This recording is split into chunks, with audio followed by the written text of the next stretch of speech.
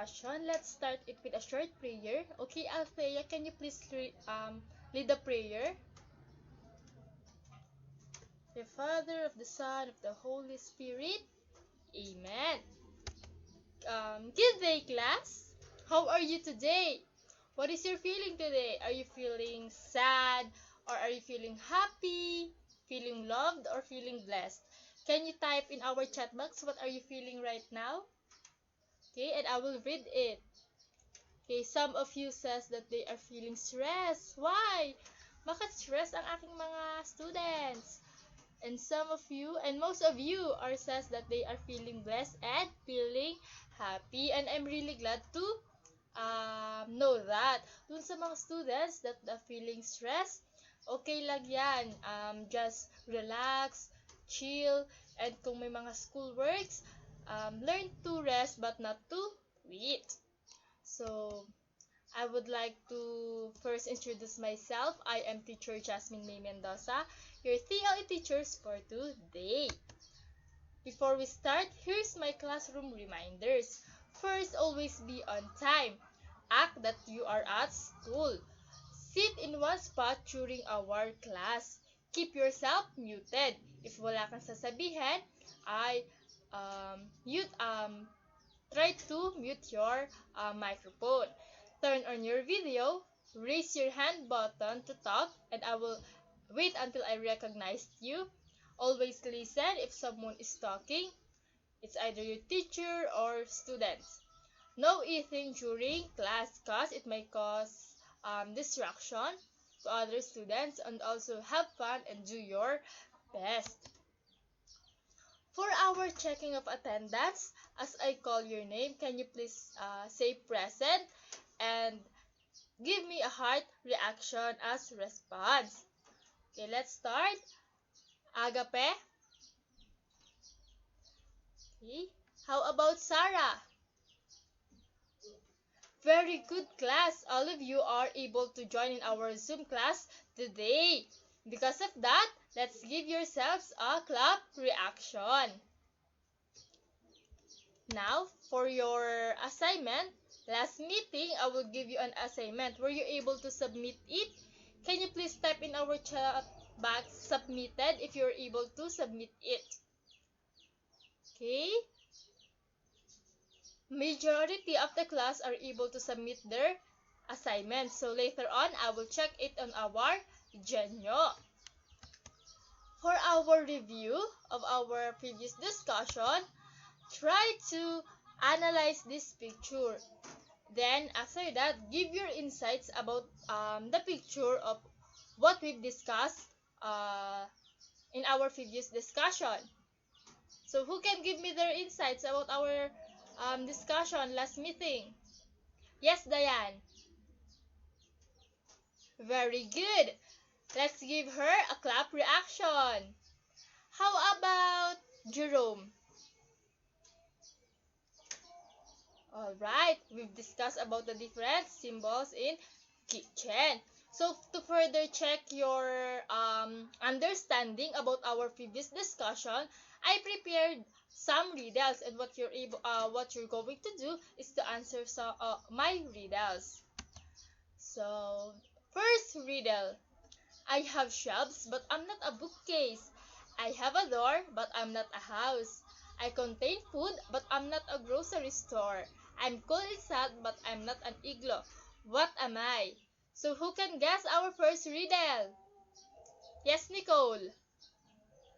Your answer is refrigerator. Let's see if your answer is correct. The answer is refrigerator. Very good. So let's give Nicole a clap reaction. For our next riddle, for our second riddle, I am something in your home, in the room where dinners plan. I would get filled with water if you wash dishes by hand. What am I? So who can guess? Think for this riddle, then who can answer? Yes, Mark. Let's see if your answer is correct. The answer is dishwasher. Very good. Let's give Mark a clap reaction. So for our next riddle or the last one, I rotate but I'm not the earth as it orbits around the sun. Instead, I'm used to heat up food and I beep when I'm done. What am I? So who can guess? Anyone from the class? Yes, Althea. You are now recognized. What is your answer? Microwave? Okay, let's see if your answer is correct. The answer is microwave. Very good. Let's give Althea a clap reaction. Right. So, to further understand, I'm really glad that all of you are really understand our previous discussion. In line with that, let's proceed to our activity entitled Power Picks 2-Word. So, for the mechanics of our game, so the teacher will present you with four pictures rather. So try to analyze the picture being presented on the screen. So after that, guess what specific word fits the theme of the photos presented. Then raise your hand using our reaction button if you already have a guess. So always wait for my acknowledge before you answer the questions. Are you ready, class? Can you give me a thumbs up reaction? Okay, majority of the class are ready. Now let's proceed. This is our first picture. Those four pictures that you can see in our screen serve as a clue of what is the answer. So anyone who can guess? Okay, yes. Princess, what is your answer? Storage. Let's see if your answer is correct. Very good. The answer is storage workstation. Let's give Princess a clap reaction. For our next picture, who can guess? Okay, you can guess. Click the raise hand button if you want to answer. Yes, Claudine, what is the answer? Cooking station. Let's see if your answer is correct. Exactly, the answer is working or cooking workstations. Claudine got the correct answer. Let's give Claudine a clap reaction. Super gagaling naman ang aking mga students. Now, let's proceed to the last picture. So, our last picture. Yan. So, try to analyze the four pictures on the screen. Then, try to guess what is the answer. Okay, who can guess? Okay, sino nag-raise ng hand? Yes, Andre, what is the answer? Cleaning workstation. Let's see if your answer is correct. Very good. Your answer is correct. Let's give Andre a clap reaction, students. So, it seems that you already know those workstation. So, let's see what is the relation of those answers in our discussion. So, before that, let's have first our next activity or the analysis, which is the question and answer portion. So, here's the direction of this game. So, the teacher asks questions connected with the previous activity, and the students will answer the questions. Are you ready? Students, can you give me a thumbs up reaction? Alright, now let's proceed to our first question. For question number 1, what are the words that you remember in our previous activity? Anyone? Yes, Jillian. Very good. The three words or the words that you remember in our previous activity are the storage workstation, cleaning workstations, and cooking workstations. Now let's proceed to our second question. Question number 2. Give your insights about the difference of these three primary kitchen workstation. So who can give me the difference between these three primary kitchen workstation? Anyone? Yes, Lian? Okay, they are they are different in terms of their uses in kitchen. Very good. Who else? Who can add their answers? Okay, how about Wilfredo? Very good. Let's give them a clap reaction. Both of your answers are correct. So for question number 3, why do you think it is important to know this different kitchen station in determining the kitchen's layout? Okay, try to analyze. Why do you think, what is the importance of determining those kitchen's layout or kitchen station? Who can answer? Yes, how about Chasal? You're raising your hand. You are now recognized. Very good. You have a good point. Let's give her a clap reaction. Okay. Who else? Who can add their answers? Okay, Joanne? Very well said. So, both of your idea is correct. And you've mentioned that those workstations help us to choose the right kitchen layout in our kitchen.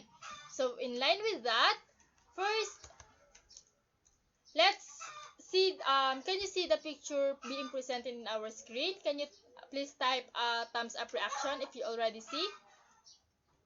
Right. So what is your insight about this picture? Okay? Ano yung napapansin niyo about sa picture na to? Yes, Louie. Okay. It a kitchen with different colors and designs. Yes, who can add? Yes, how about Micaela?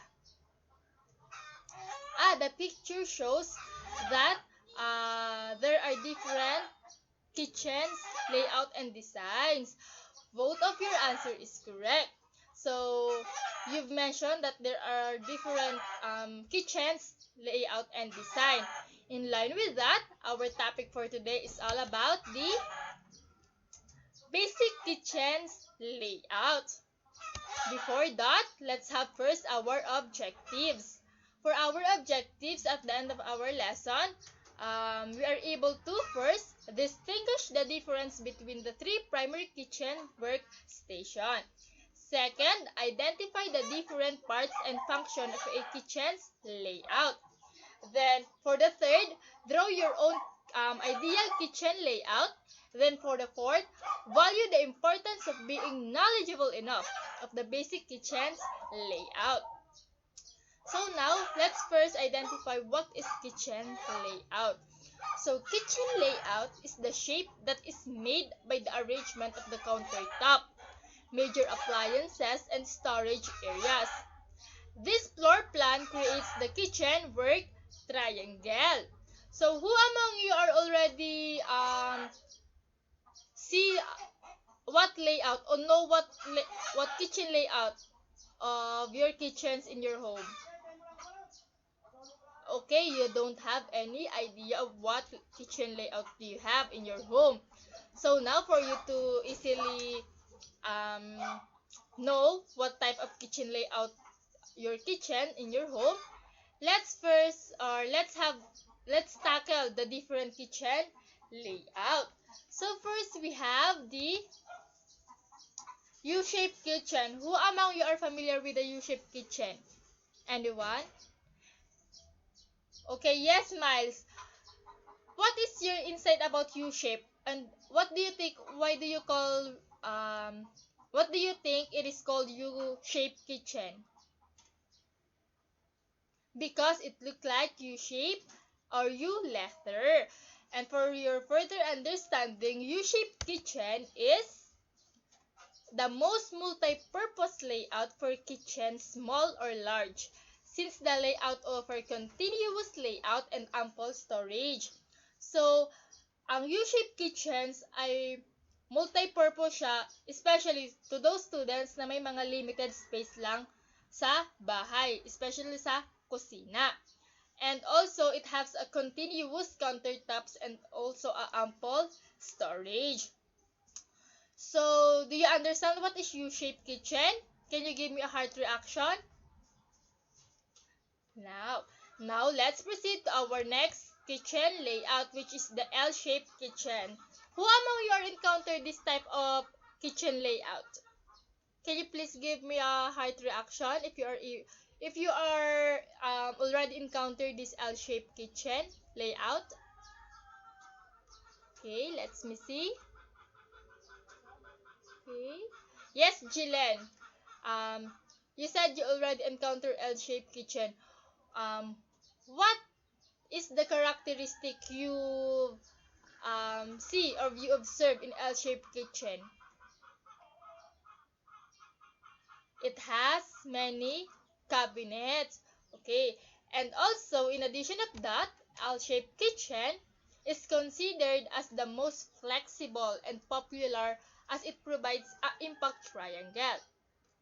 And also, it also solves the problem of maximizing corner space, which is smart designed for a small, medium kitchen. So, kanina, kung yung U-shape ay multi-purpose, ito namang L-shape ay flexible naman siya.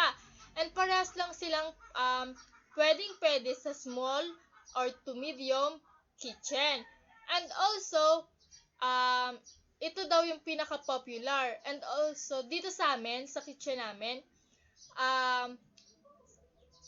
yung aming kitchen is L-shaped kitchen. So, it is more convenient kasi L-shaped kitchen, then sa upper part nun, may mga cabinets pa yung amin. So, doon mailalagay mo yung mga others, pwede mo siyang gawing storage, yung cabinets, and also, pwede siyang lalagyan ng mga pinggan or ng mga baso. Yan. So, do you understand what is L-shaped kitchen? Can you give me a heart reaction? Okay, very good. Now, let's proceed to our next kitchen layout, which is the G-shaped kitchens. Are you familiar with this? Okay, someone says not yet. So, G-shaped kitchen it is also have the same extent of counter space and storage option that surround chef on the three sides. Ibig sabihin niyan, ang G-shaped kitchens ay para siyang letter G. And also, it is convenient sa mga chefs kasi pwedeng siyang magluto in other different parts of a kitchens. Kasi pa-letter G nga, 'di ba, yung kanyang shape. So, sa amang part or sa amang sides ay pwede siyang maglagay dito ng food. Pwedeng dito siya sa kabilang side nagluluto. And dito naman yung pagpiprepare ng food. Are you understand what is G-shaped kitchen? Do you have any questions or clarification about the G-shaped kitchens? None. So, I have questions. So, how will you differentiate the L, the U, and the G-shaped kitchen layout? Anyone? Okay, yes, Princess. Very good. As what Princess said, U-shape is the most it is most convenient and it is very applicable in a small kitchen, while the L-shape is most flexible, while the G-shape is a same extent and surround on a shape with three sides. Now that you are able to know the differences between the G, U, and L shape, let's proceed to our next kitchen layout, which is the island options. Who among you already encountered this type of kitchen layout? Okay, Samantha, you're raising your hand. Alright. You said that it looks like the kitchen layout in your lola's house. So, island option kitchen layout is had an extra counter that can be used as place to eat, as a workstation to prepare food, and additional storage and beverages. Pag sinabi nating island option, meron siyang nakahiwalay na isang parang lamesa or cabinet wherein you can prepare doon ng food. And also, pwedeng yung baba gamitin nyo as additional storage of food and also beverages. Ayan. As you can see in this picture, ganon siya. Meron siyang isang straight na cabinet or na layout. Then meron din siyang isang parang hiwalay na lamesa pero pwede siyang lagyan ng mga storage of beverages and food. Do you understand what is island option is? Can you give me a heart reaction? Alright, very good. Now let's proceed to our next kitchen layout, which is the single wall or straight kitchens. So who can give me your insights about this kitchen as you can see in these pictures? Okay, Andrea? Okay, very good. You said that this type of kitchen layout is do you think it is the most simple because it also have a single wall or a straight kitchen? Very good. You have a good idea. Let's give Andrea a clap reaction. So single wall or straight kitchen is a perfect for a small home or establishments. It also works well with open designs found on many contemporary homes. Then ito namang single wall straight kitchen, sa madaling sabi, siya talaga ang perfect sa mga small homes and establishments. Because isa lang siya, hindi siya kumakain ng napakalaking space because meron lang siyang single wall or isang diretsong linya na nandoon na yung paglulutuan mo, nandoon na yung mga countertops, nandoon na yung mga kung saan mo pwede i-prepare ang foods, and sa ilalim nun ay yung pwede mong gawin siyang storage as well as ng food and ng beverages. And also, nakita ko tong single wall or the straight kitchen layout. Nakita ko siya in one of the kainan. May nakainan ako minsan na maliit lang yung kanyang space ng kitchen. And maganda, isang single wall lang or isa lang yung kanyang cabinet or yung kitchen wall niya, single wall or straight kitchen layout lang. And doon, mas perfect and mas simple yung design. But you can work freely and safety. Do you understand what is single wall or straight kitchen is? Can you give me a heart reaction? Right. Now, let's proceed to our last kitchen layout, which is the corridor or the gallery kitchen. Now, from the word itself, corridor or gallery kitchens, what comes first to your mind, or what is your idea about this type of kitchen layout? Yes, Christine, you are now recognized. You're raising your hand. You have an idea. You said that this type of kitchens have two cabinets na magkahiwalay. Okay? And also have many cabinets and storage. Right. So, corridor or gallery kitchen, for you to easily understand, it is perfect for a small home or establishment. The design found on many contemporary homes. So, corridor or gallery kitchens ay mostly makikita natin siya sa mga makikita natin siya sa mga restaurants na may dalawa siyang corridor. Or gallery. From the word itself, gallery, parang madami siyang cabinets na ina-open. And as you can see in this picture, we have the corridor or yung dinadaanan. Then, in both sides, sa magkabilang sides, ay nandun yung mga oven or nandun yung sink. While sa kabila naman, nandun yung paglulutuan, kung saan mo ka pwede magluto. And as you can see, sa taas niya, nandun yung mga cabinets na pwede nyong paglagyan ng storage na mga food or mga beverages na grocery nyo.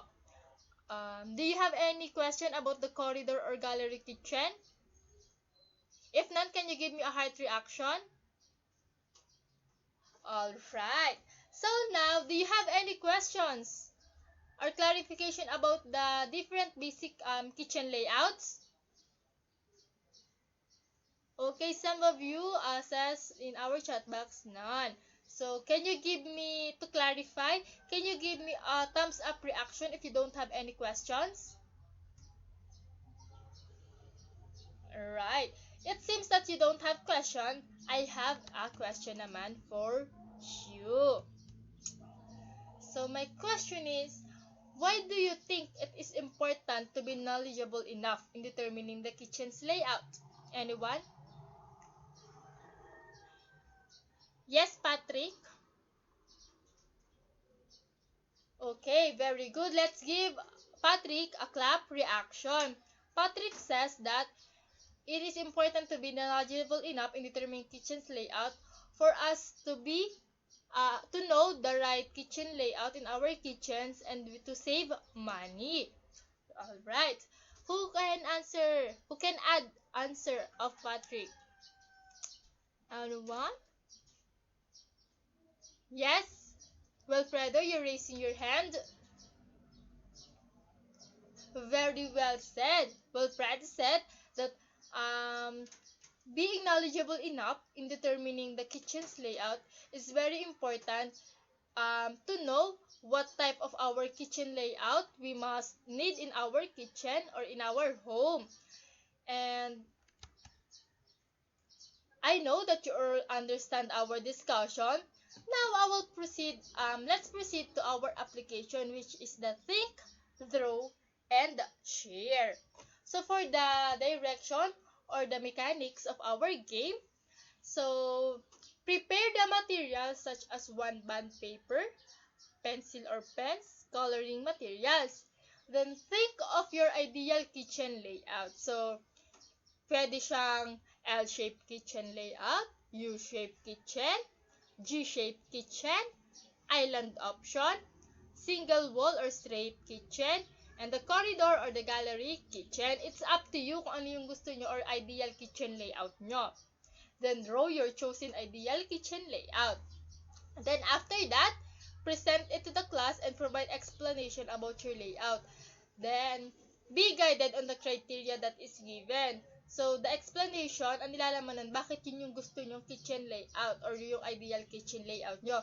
So, here's the criteria of your application. So, for the criteria, layouts and drawing, for produce a quality output with creativity, produce output with creativity, produce output not totally show the ideas, output are not in line with the ideas. For the explanation, a complete response with a detailed explanation, good solid response with clear explanation, explanation is unclear, misses key points. And for the demonstration of knowledge, it shows for a complete understanding, 3-4 shows substantial understanding, 2 is for the response shows some understanding, and 1 response show a complete lack of understanding.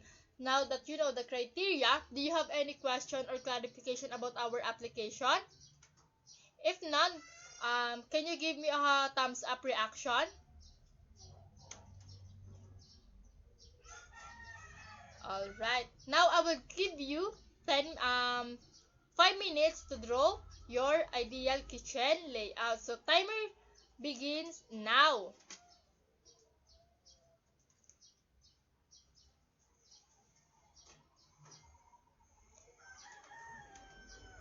So okay student, time's up. Who can volunteer to present their output? Okay, someone is raising her hand. Yes, Precious, you are now recognized. You can present your work in your class and provide the explanation. Okay, class, listen to Precious.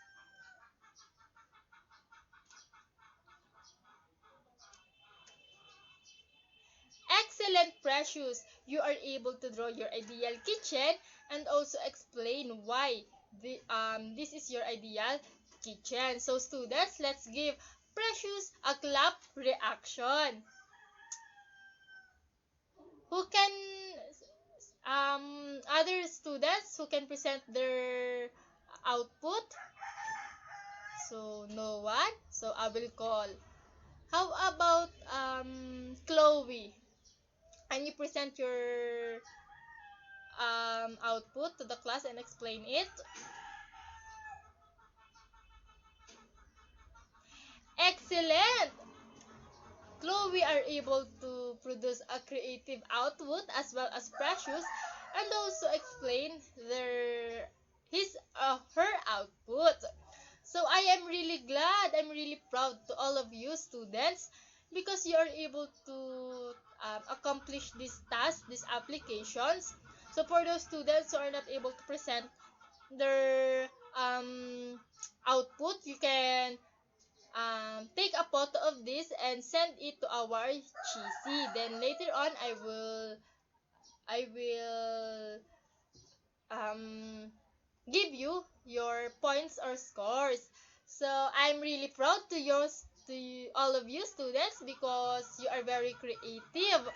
You are able to accomplish our task or our application in a given time. So because of that, give yourselves a clap reaction and a heart reaction.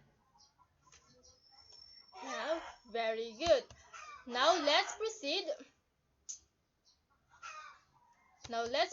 to our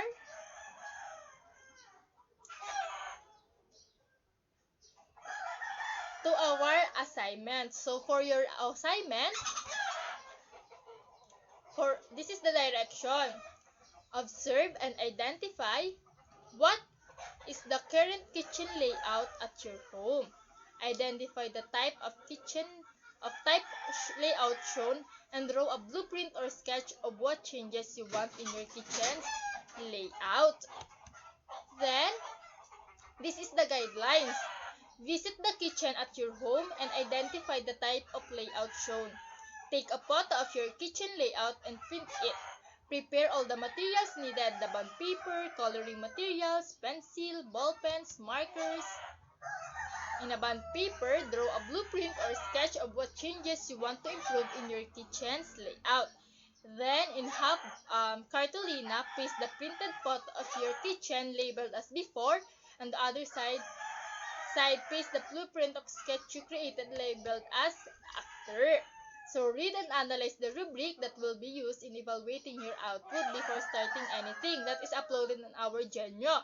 Then submit your output through the Google Forms that will be sent in our group chat or before or on May 30, 2022. Do you have any questions or clarification about our assignments?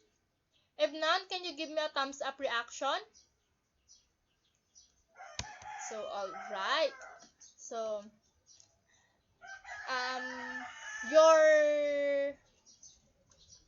your assessment is already posted in our GC. You can click the link below and later on I will check it.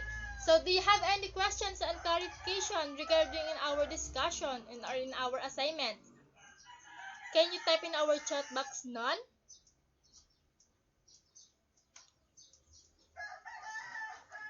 It seems majority of the class already don't have any question and clarifications in our so now I would like to thank you for your cooperating and for cooperating in our discussion in our activity. And God bless everyone. Thank you for all your efforts. And class dismissed. Enjoy your weekends, everyone.